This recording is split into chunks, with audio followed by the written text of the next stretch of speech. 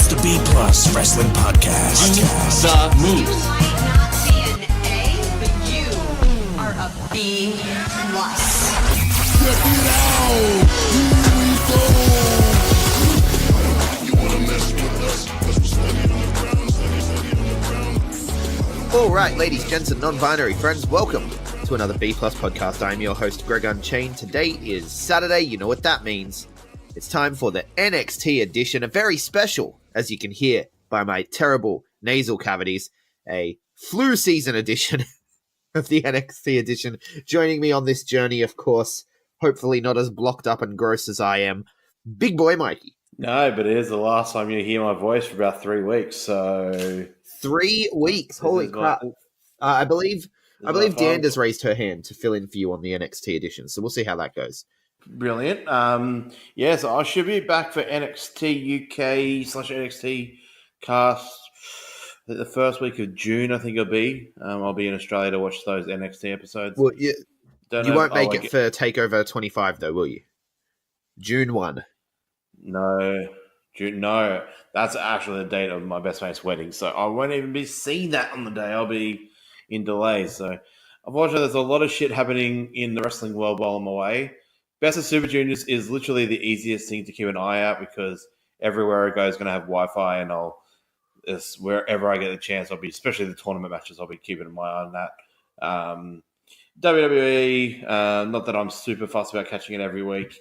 I'll be in America and it's in prime time, so I can just turn on TV anywhere I go. It's on. But I guess Double or Nothing TakeOver 25 will be on while I'm away. So, unfortunately, I'm missing out on a lot. Surely wherever you're staying, we'll be carrying Double or Nothing. You'll be able to get your hands on that.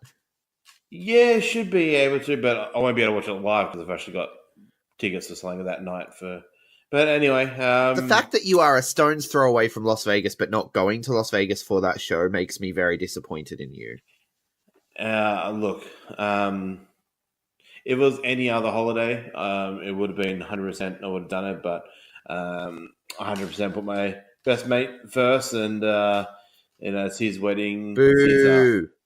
It's his travel wedding, so destination wedding. Sorry, it's his destination wedding, so it's all. I'm going to make you fly all the way to the other side of the world to watch me waste a bunch of money getting married to someone, and you're not allowed to have your own fun.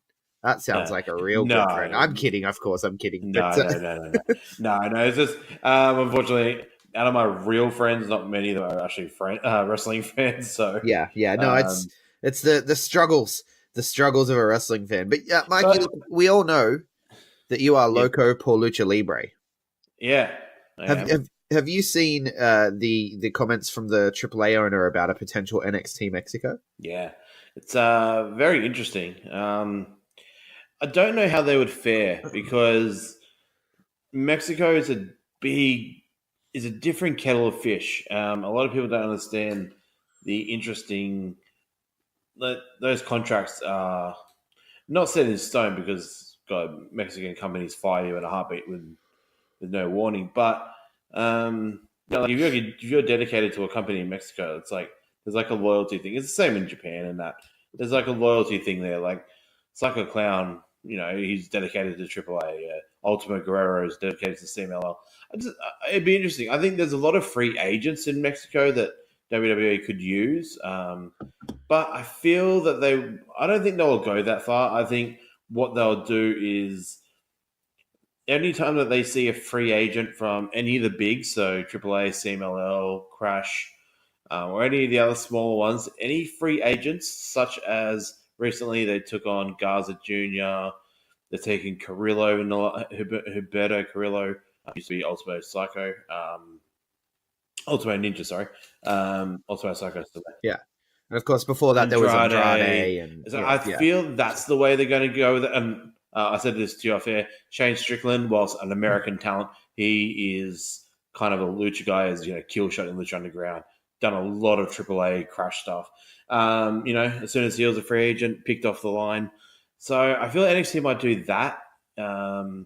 They see a free agent coming, and not just Mexico. I feel they do that to Japan too. Japan, I think they might test the waters more because they could probably, as much as I don't want to see Noah go down this way, Misawa would be rolling in his grave. I could feel Noah being sort of the progress of Japan. But I don't, Right. yeah, Being co-opted and by I the thought the corporate Crash giant. was going to be that for WWE. I thought Crash might have done it, but they went into a partnership with CMLL / Ring of Honor, New Japan, and all that. So yeah, so it's interesting. Like I said, I think they'll just take the talent from Mexico. Like Phantasma is now available. Don't know what he's up. Aerostar's now a free agent.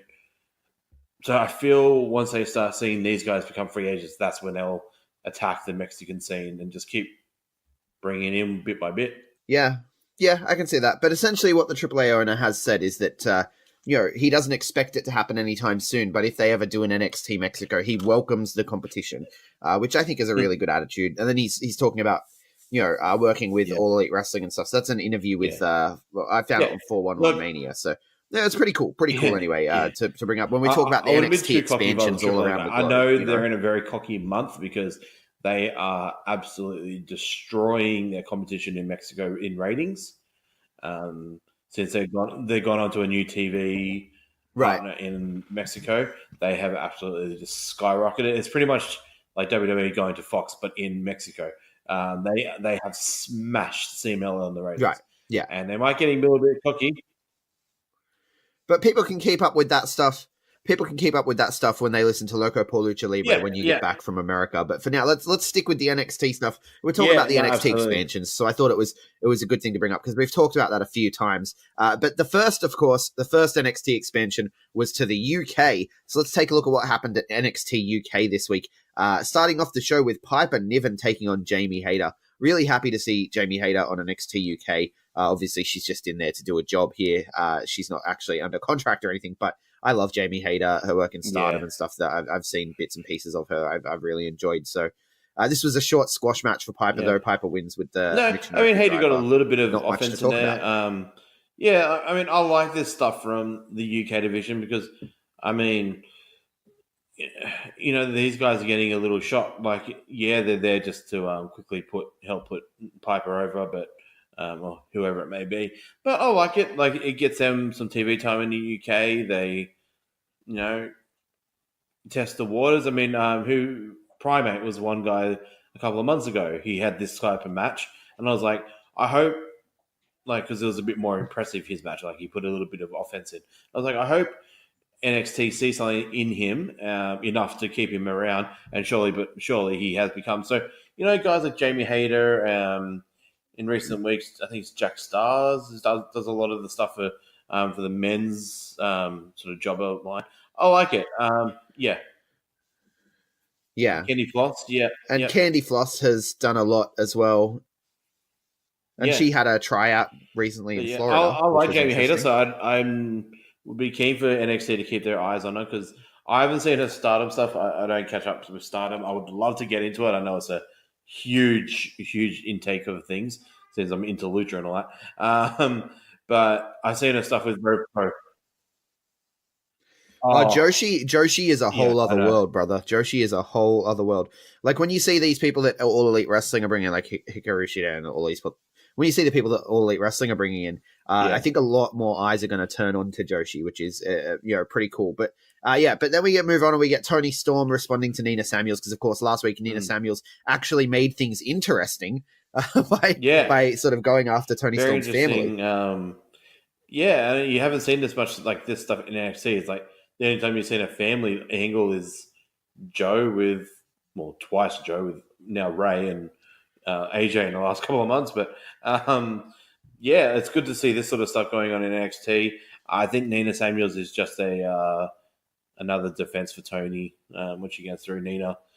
I don't know who the person will be to take the title from Toni in the end. Probably Piper or maybe even someone bigger. But Nina's great. Maybe a Piper or a Jazzy. Nina's fantastic. I liked Toni Storm though saying like this promo was really good. She's saying that talking about a family and how, if you play with my family, you're playing career Russian roulette. I thought, like, she came across really serious, and, Tony Storm in NXT UK has kind of been, I'm happy to be here, Tony Storm. But this was bitch face, I'm ready to kill you. I have Tony a Storm, dumb which, dumb you're in for a good kayfabe match. question. I should have done my research going into this, and I should have thought about it. Is Nina related to Shah Samuels? I have no idea. If anyone's like, whoever's listening to this, can you respond to that question and let me know? Like, I probably could just jump off and find the answer myself, but I would like to know. I don't think so. But I mean, there may be a connection there, kayfabe or otherwise. Yeah.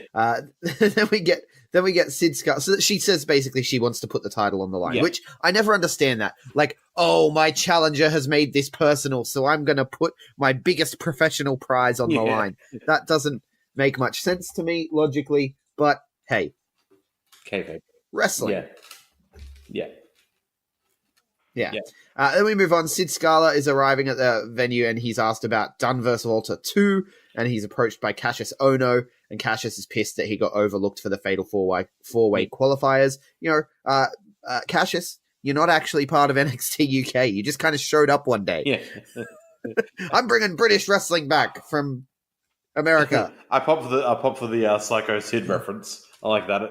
Psycho Sid. I'm like, I hope he doesn't go break his. Hope he doesn't go break his leg now. But So Sid basically says, "Look, we'll get an answer for you next week." Yeah. So, fuck. I hope not. So what do you think happens there? Does it become a 5-way? No. I think they give like Cassius one shot to get in or something like that. But I'd say he'd fail or something like that. But he'll put someone else. He'll put someone else over to get into the match. So. That's a job. Yeah, then we get our first qualifier, El Ligero, Jordan Devlin. Well, first qualifier for this week, El Ligero, Jordan Devlin. Really good match. This one, probably the match of the night. Devlin wins with the Devlin side suplex from the middle rope. Good solid match. Like, there wasn't anything to write home about necessarily, but it was the best match on the show. No, it's something new. Devlin, Ligero, I'm sure they've faced 1,000 times in the UK scene, but fun match. Obviously, Devlin's the right guy to go over here. Devlin. Probably one of the top 4 or 5 guys in his company in NXT UK. Sorry.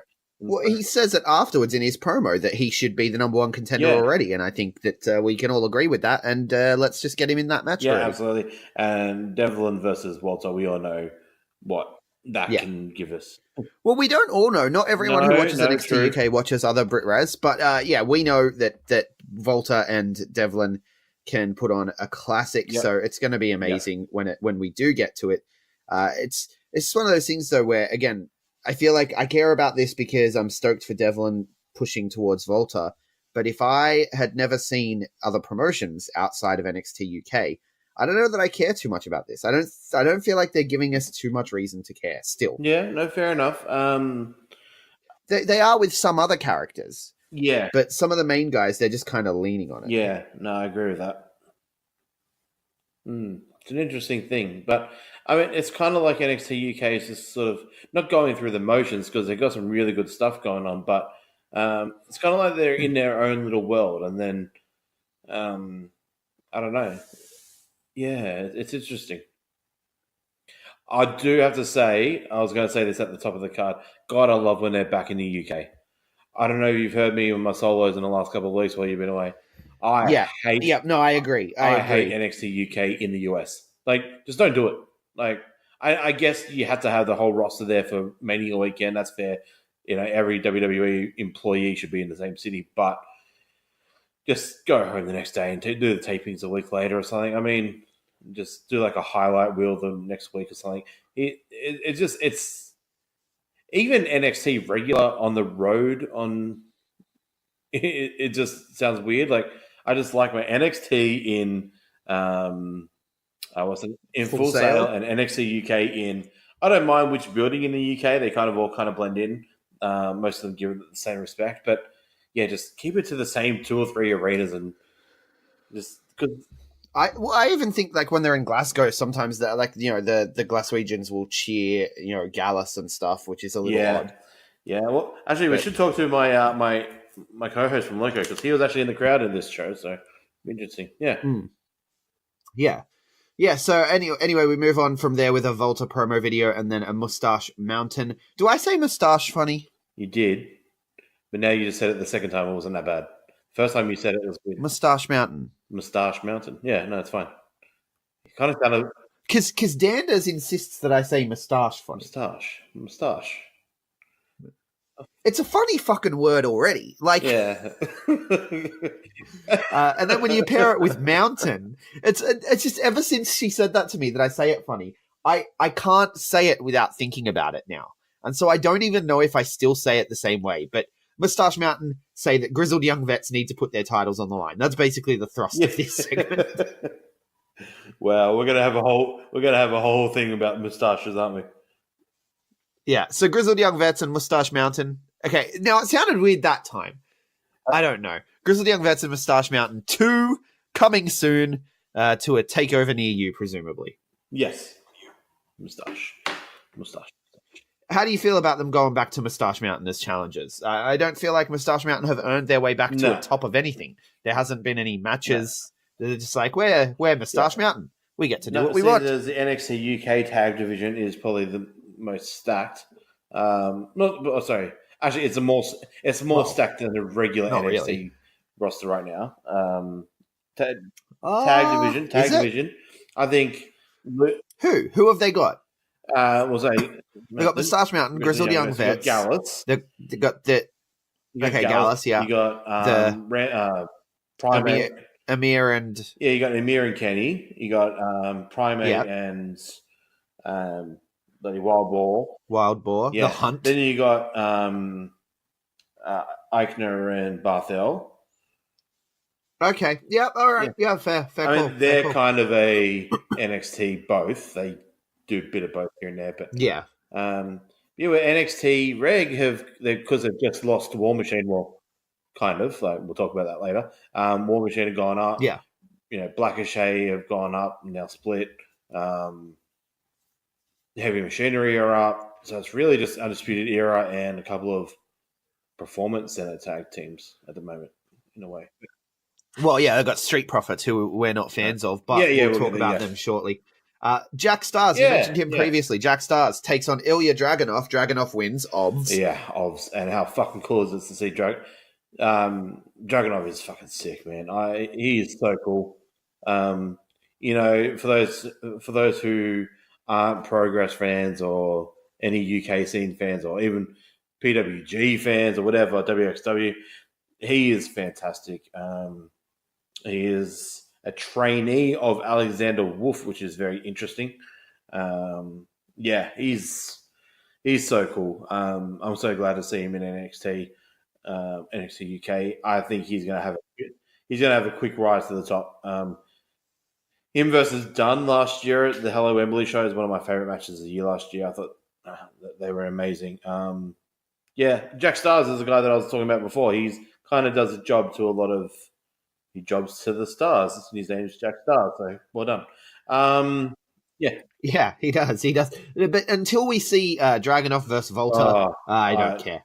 Give me Dragunov versus Banks, Dragunov versus Dunn, Dragunov versus Devlin. No. I'm moving. Yeah. No, there's some good matchups here, but Jack Stars is not one. Obviously not. Moving on. Mark Andrews and Noam Dar are interviewed. Apparently, they're going to have a rematch from the last time they had a match a few weeks ago, where they both ended up getting stretched out, something to do with their knee. Dar says he wants to be here with the best and competing with the best, and Andrews says they weren't happy with how the match ended, so they've agreed that they're going to decide a winner and have a rematch. I like this. I want more from Dar because I don't.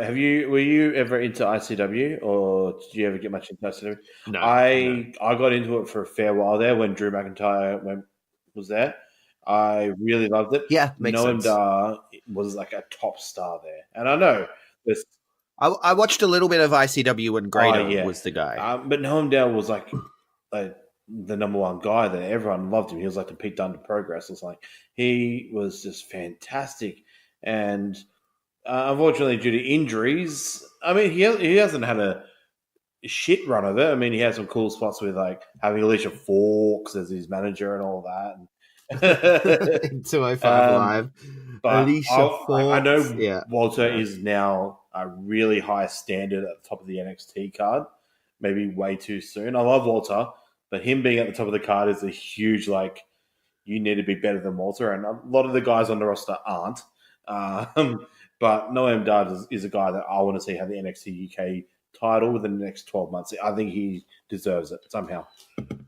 Yeah, That's a big call. Yeah. That's a big call. Yeah. But then we move on. We get Killer Kelly versus Aya Brookside. The match barely gets started before Ginny comes out and brings out the debuting Jazzy Jazzy Gabbert. And Killer Kelly backs off, sort of runs away, leaving Zaya all alone, and Jazzy beats the shit out of her. I thought it was weird doing this like just in the middle of a match, but also, you know, I like Ginny and Jazzy together. I think that's going to be pretty cool. Jazzy, basically the female. Well, I know it's not her debut technically because she was in the Mae Young and all that, but another, That's her debut in NXT. Yeah, true. UK. Yeah. But she's she's going to be to the female division is what like Dragunov will be to the male division in the show. Like coming from that WXW sort of background and trained in that German system. Well, it looks like she's going to be a bit of a heater for Ginny, like sort of a Shawn Michaels Diesel situation. I like, you know, the big bodyguard. Yeah, I like that because I thought Ginny needed something. I'm not a big Ginny fan, as you know. I think she needed something. Yeah, no, I know. That's why I thought, does this make Ginny more attractive to you as an act? Yeah. If you're boring, to me, not physically. To me, if I find you act. boring, find something to put next to you that makes you less boring. And this is perfect. Yeah. Or like, you know, Ginny with new hat, you know, that like some kind of overhaul, right? Like Becky Lynch in NXT was kind of bland, and then all of a sudden, oh, whoa, what's happening? She's steampunk now. And then it was like, okay, cool. Yeah. So that was just Becky Lynch with new coat. That's all it was. And a new theme song. Yeah. And goggles. And new theme song. Yeah, she kind of got all of it at once, didn't she? Yeah. Yeah. But anyway, Johnny Saint grants the Tony Storm and Nina Samuels match, and then we get our main event. Dave Mastiff, Joe Coffey. This is a qualifier for the Fatal 4-Way. Dave Mastiff wins, and then Gallus attack after the match. Very interesting. It's just nothing special. Nothing special about any of these matches. Very quick match, and Mastiff has probably my second or third favorite cannonball. I've hand on heart, Headhunter Rig has the best cannonballs in the pro wrestling business. Kevin Owens and Dave Mastiff tie for second. I like Kevin Owens this one. How do you rate Willie Max? Because Willie Max is like a reverse. It's a he backflip senton. Yeah, it's a weird one. He's a bit. I don't know if I call it a cannonball. I forgot about Willie Max, but I still would put Kevin Owens and Dave Mastiff over his anyway. Yeah. All I know is Headhunter Rig has the best cannonball in the business. I'd much rather Mastiff than Wolfgang go further in this. I think Mastiff has got more upside than Wolfgang. And then, I thought Wolfgang would have got a sniff at the at a title shot because he's the one guy since the NXT tournament that really hasn't had much of the inaugural tournament that really hasn't had a sniff at the title. Like everyone else has had some sort of. Oh no, Trent Seven really hasn't. But Wolfgang's overrated, and I apologize. I said Joe Coffey to begin with. I don't know why. Getting my Gallus members confused because that's how good Gallus are. But Wolfgang was in this match. Joe Coffey's already qualified. Joe Coffey is. I think Joe Coffey's great. He's better than Wolfgang. Joe Coffey's the best member of Gallus. Yeah, well, that's Dave Mastiff though definitely the right person to win this match. The post match attack that's just going to lead to a Mastiff versus Wolfgang singles match or a Mastiff versus Coffey singles match down the line probably, unless Mastiff's going to bring in some friends. Maybe whatever happened to Eddie Dennis? Where's he been? Yeah, not too sure, but Mastiff and Ligero used to be a tag team in Progress back in the day, so that could be an interesting tag. So who have we got announced officially for the Fatal 4-Way? We've got 3 now, don't we? Yeah, so Joe Coffey beat Flash Morgan Webster to qualify, and that was it. So there's still one more match to get in. Yeah, so there's still one more. So next week they're going to include Cassius Ohno into whatever other match it'll be. It'll probably be Eddie Dennis versus someone else. It'll become a triple threat with Cassius Ohno, and Cassius Ohno will make it to the Fatal 4-Way. That's my guess. But then we move over to NXT proper.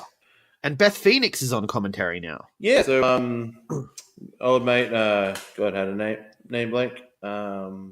Percy Watson. Yeah, he's put down. I was about to say hang up his boots. Well, he did that a couple of years ago. Hung up the mic. He's hung up the headset. To go do some acting. Do I believe I read that right? He's going on to do some acting stuff? Yes. Yeah, cool. He is going on to a failed acting career and will eventually become some kind of sports analyst for ESPN. Yeah, and then work his way back like coach. And everyone will hate him and be like, "This guy always sucked. Why is he here again?" I'm waiting for Gresham to come back first. I always liked Coach though. Like back in the Attitude Era when Rock would give him shit when he was like the backstage guy. Coach and Cole were really good at getting the Rock's bullshit, but yeah. But other than that, that's the only role I like. On the flip side, how do you see Beth Phoenix as a commentator? Because she admitted it. I saw a little interview on YouTube earlier. She herself admitted that she was never a good promo girl back in the day, and she wasn't. But she's a wrestler. She's a good wrestler. Yeah. She has a wrestler's mind, and so she can break like William Regal. Oh no, William Regal was always kind of a promo guy. Oh yeah, I guess. I could listen to him all day. Yeah, but there's been a lot of people that transitioned to the desk. Corey Graves was never a great promo. No, he wasn't awful, but his character was just like, No, stay down. Right there. I guess even in the 90s, like I might get a lot of heat from this from many old school fans, but I don't think Jerry Lawler was really a good promo guy. He was decent. He was better in ring. He was a very good. With Jerry Lawler though, like what we look for in promos, we look for like that Cody Rhodes, that recent promo from Cody Rhodes, or the one with like Devlin and Starr, David Starr's promos are fantastic. We look for that emotional, take me on a ride kind of promo. But back in the day, it was very different. Like promos back in the day. Have you seen? Have you seen Fighting with My Family? Yes. Remember when she cuts the promo and she's like, "I'm going to rip your head off because it's about the size of the fight and the dog, not the dog in the fight," and all that stuff. And then Vince Vaughn is just like, "That was great. That was great." When I heard it the first time 30 years ago, right? That's the thing is, King was cutting those promos when it was new. Yeah, so it was like, yeah. So he was a good promo guy, but not. But to be fair, King wasn't even a great fucking color commentary. I'm sorry, but screaming puppies and arguing with JR about Stone Cold, that wasn't good. And then other instances like Booker T transition into the thing that was terrible. Booker T was always bad on the mic. So he was a bad. I enjoy Booker T on the mic. Nah, Hulk Hogan. We coming for you. Then I guess a good one was JBL, because JBL was one of the best promo guys during his JBL era. He was but here's the thing is when these people switch to commentary, I think you need to be able to get a point across clearly, right? And Beth Phoenix is able to do that. Lita, however, I wasn't a huge fan of Lita on commentary when she's done it before in the past. I think she was on the Mae Young Classic. Yeah. And I wasn't a huge fan of Lita on commentary, but Beth Phoenix on commentary, she blends effortlessly. And I enjoy having I love Renee Young, but no offense to Renee Young, I like having a wrestler in that role. It adds weight. Like my favorite NXT commentator, other than Mauro is great. Nigel McGuinness is great, right? Because he was a wrestler with a real wrestler's mind. And do you remember when William Regal used to commentate on NXT? Yes. Like way back in the day. Like I'm talking Bo Dallas era, probably. Yes. I think. Yeah. It would have been Neville and Bo Dallas ladder match, and you get William Regal, and his commentary was better than any. I think William Regal may be my favorite color commentator of all time. William Regal is one of my favorite human beings in pro wrestling of all time. He's just yeah. Him and Nigel McGuinness, I could literally hear them talking all day fucking long. Like, oh man, could you imagine? Like, let's just get a shoot interview of just those two. Just if I could have someone like read my biography out for the rest of the world, like I'd choose one of those two guys. Probably Regal, but I'd choose one of those two guys. But let's get on to the show, I guess. Yeah. Yeah, no, so Beth Phoenix is on commentary. It's a good thing. It's a good thing. I'm very excited. Wait, it's a huge upgrade from Percy Watson. No offense, Percy. But Beth Phoenix knows what she's talking about. Viking Raiders come out, kick off the show. Now in NXT continuity with their new names, Ivar and whatever they're fucking called. The Viking Raiders. Hands in a row. I'm not changing it. They call out William Regal, speaking of the devil. They call him out so that they can relinquish the titles, but the Street Profits come out. Why are these guys so over? I don't understand it. I don't. Is it just because they've been there forever? Yeah. Is that, like they've individually met every person who ever comes to Full Sail, and so because they're on a first name basis, they're like, we got to cheer these guys. They gave him a cheesy gimmick. I mean, they gave him a cheesy gimmick. They've been there for freaking at least 5 years. I'm pretty sure that Angelo Dawkins has been there since the FCW era. He's been around for a while. I just don't like the minstrelsy. I don't like the singing and dancing black stereotype. Do you know who they remind me of? Not in terms of the style, but they're pretty much the Ty Dillinger. Like, Ty Dillinger was in the system for nearly 10 years, got a cool Perfect 10 thing, was over for a bit, went to the main roster, and was faded out very quickly. Street Profits, if they ever touch the main roster, will be out of the system within 6 months. I mean, if Heavy Machinery aren't that good either.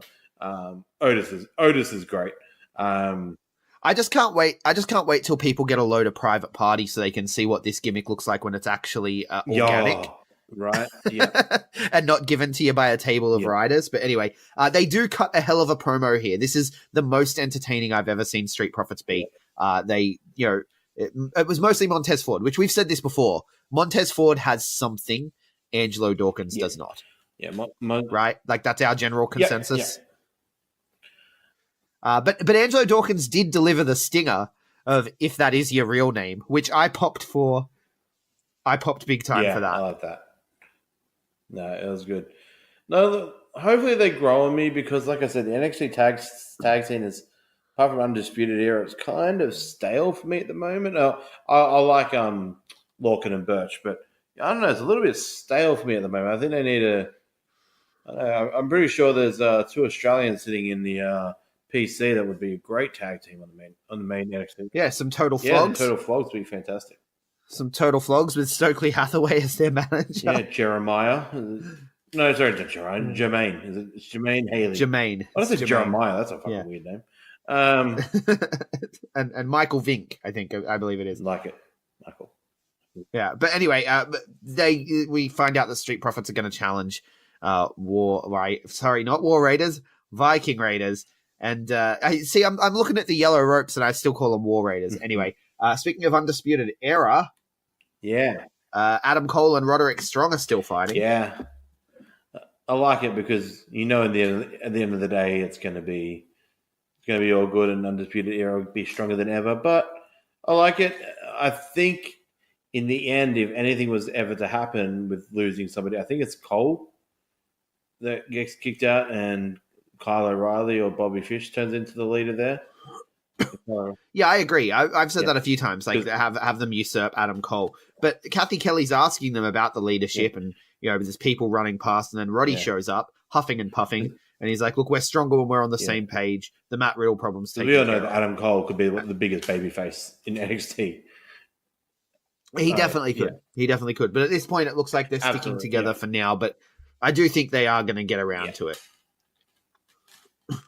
But moving on, we get Keith Lee versus Cesar Bononi. Yeah, good to see Cesar Bononi still wrestles with NXT. Keith Lee wins. He does.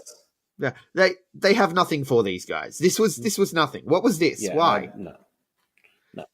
Remember when NXT used to have a reason for everything that happened? Yeah. Come on, guys, you're starting to feel like you're UK brothers. Like, give us a reason here. What's Keith Lee doing? Nothing. Keith Lee deserves a little bit more, but interesting. I want Keith Lee to turn heel. Just bask in my glory is a heel thing to say. Yes. All of his mannerisms are heel mannerisms. I don't know why he's still being. Put him and fucking Riddle as a tag team. Who would beat them? That's the point.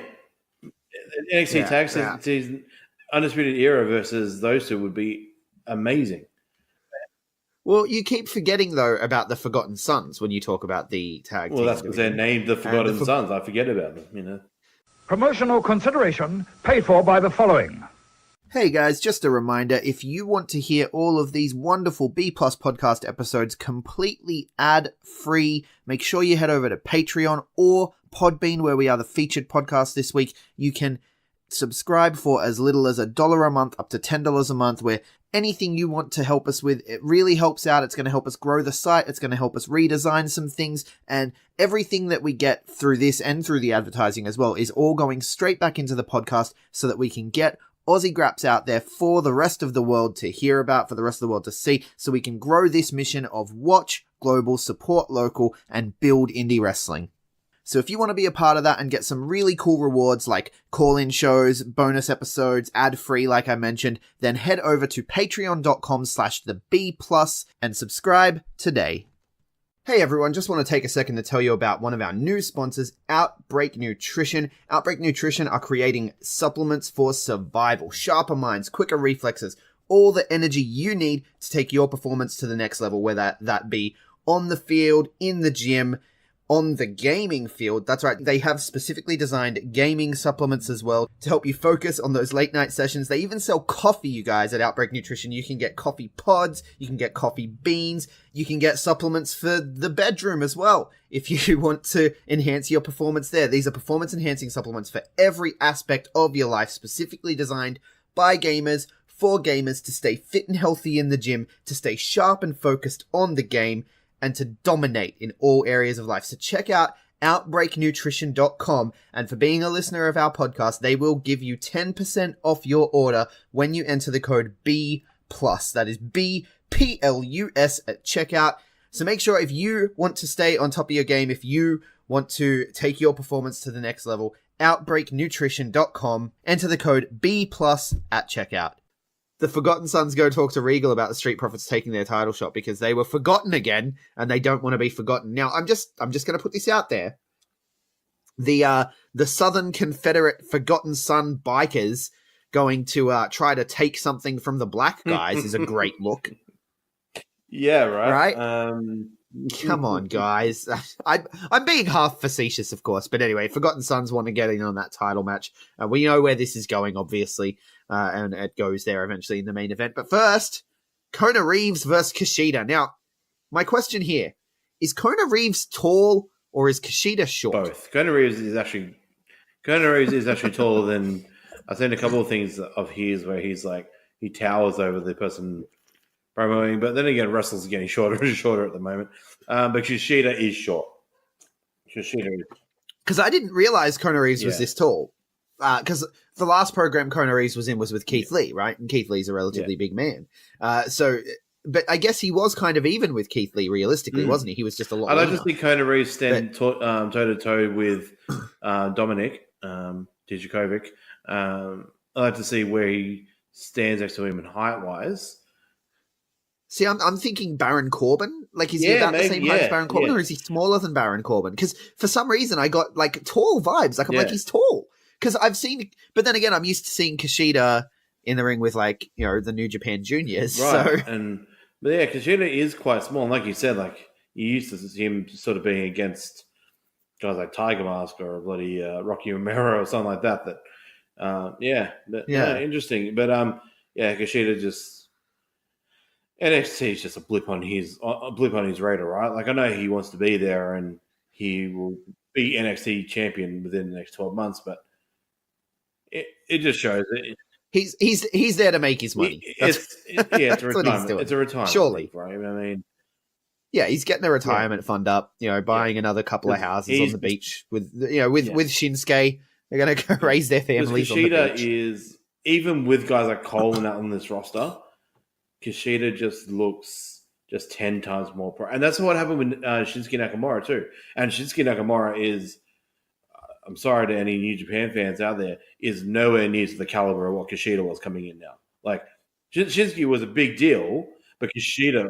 No, but when he came in, Kushida is like a king in Japan, where Shinsuke was like a prince. Kushida was like the king of juniors, which Shinsuke was kind of like, he was fantastic and everyone loved him, but he was sort of like a NATO right now, where kind of just another guy in the main event scene, where Kushida was the main event of the juniors. Right. Yeah, they'd No, never no. pulled the trigger. Yeah. So anyway, this match goes on and Drew Gulak is watching and Kushida wins by submission. So we look like we're building towards a submission match between Kushida and Gulak, no, right? Right? That's where it's Give going. me it now. Which just, I mean, stop. My penis can only get That's so why, erect. like, that should not be on NXT Weekly TV. That needs to be on Takeover 25 or whatever. It needs to be highlighted. Well, I don't think it'll make 25, but it'll make the next one probably. They'll take their time building it, hopefully. Because you know what? I miss submission matches, dude. They don't happen enough. Remember? Was it He Who Shall Not Be Named and Kurt Angle that had like an Iron Man submission only match? Oh, yes. No, or am I imagining no, this? you are right. Benoit. It was Benoit and I was Angle, gonna say right? Stevie Richards. We don't have to say. We don't have to say Sorry, Stevie Richards. You know the name Stevie Richards and Kurt replaces Angle. Chris Benoit and everything. Okay. Where did that come from? I don't know. Heard that rule. But it just for some reason people just used to like replace Stevie Richards with. Anyway. Yeah, so Stevie Richards and Kurt Angle had a series of matches that culminated in a submission Iron Man match. I'm pretty sure. Enough, I'd actually like to see and, Stevie Richards used to be fucking awesome. Anyway, anyway, I want that to happen absolutely. with Drew Gulak and pretty much any other submission specialist. You know, Gulak and Riddle would be amazing. But making a submission match, Gulak's match du jour. Goddamn, like very smart. So I hope that's where this is going. I really do. And then we get Mia Yim backstage. She's asked Regal for a rematch with Bianca Belair. Because that's right, because of the hair thing on the ropes, right? Yeah, brilliant move. Brilliant. Belair, I still just don't get it with her. I don't. I'm sorry, I just don't get it. Mia Yim, I fucking love her. What's not to get? She's undefeated. Do I need Simple. to bring in? It's basic mathematics. I need to bring in Danders for this one? No, but it is mathematics. On the flip side, I love Mia Yim. I think she is fucking cool. I love her. Yeah. I love Jesse Elaban, but we'll get to that in a second. Johnny Gargano says Matt Riddle's fine after his attack, but Undisputed Era aren't going to like him because he's angry. So apparently Matt Riddle is the Hulk, ladies and gentlemen. Gargano and Cole is confirmed as happening one more time at TakeOver 25 for the NXT title. Can they outdo their... Technically, I know you're not a fan of him, but can they outshine Dave Meltzer's greatest WWE match ever? Like, I don't. The 2 out of 3 falls was pretty fucking great. How do you top that? I mean, you don't. You shouldn't. They should have someone else for Johnny Gargano at this show. It should not be Adam Cole. I think we'll get some kind of shenanigans. Like, there needs to be like a cage or something. I don't know. Like, they need to do something. No, it'll stay singles, and then we can get the maybe the payoff to the Roderick Strong angle. Yeah, true. Right, shenanigans. There's no real ending. Then I don't know. Then it feels give a us bit Roderick cheap. Strong versus Johnny Gargano. Oh my god, that would just be okay. Yeah. Yeah. Because I feel like TakeOver 25. Like this match feels rushed. Like why? Why is this match happening right now? Anyway, moving on. Vanessa Bourne and Jessie Elaban. So Jessie's just here to do the job, obviously. Vanessa Bourne is in her new team with Aaliyah. They're building up steam, and Aaliyah's at ringside here. But I love Jessie Elaban, man. Her little, like, how she's geeky. Like, she's kind of geeky and uncoordinated. It's kind of like the Emma gimmick. Yeah. A little. But with a bit more of a nerdy bent. Yeah, I like her. I don't find Bourne or Aaliyah entertaining. I'm sorry. I don't find them exciting. I did not. Until they became Iconics Light. And then I was like, oh, okay, I like these two. I like them as a team. Yeah. I enjoy this is one of those situations where the sum is so much more, the whole is so much more than the sum of its parts.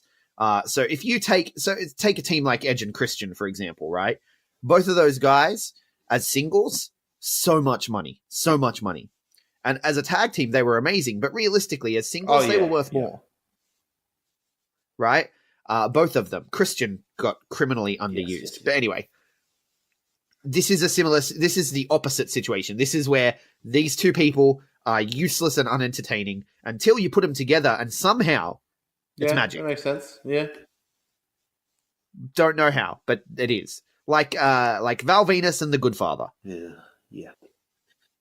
Let's not go back to the right to censor thing. All right, let's not do that. If you want to hear us debate whether right to censor are awesome or not, which, spoilers, they are, just go back and listen to our top 5 factions of all time podcast. Thanks for that, Jules.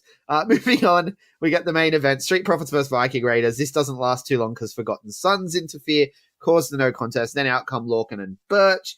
And ultimately, I guess we're going to get a fatal 4-way for the titles at TakeOver 25. Yeah. Right? I think so. That's what we're Or gonna get. Vikings do vacate them and it's a 3-way.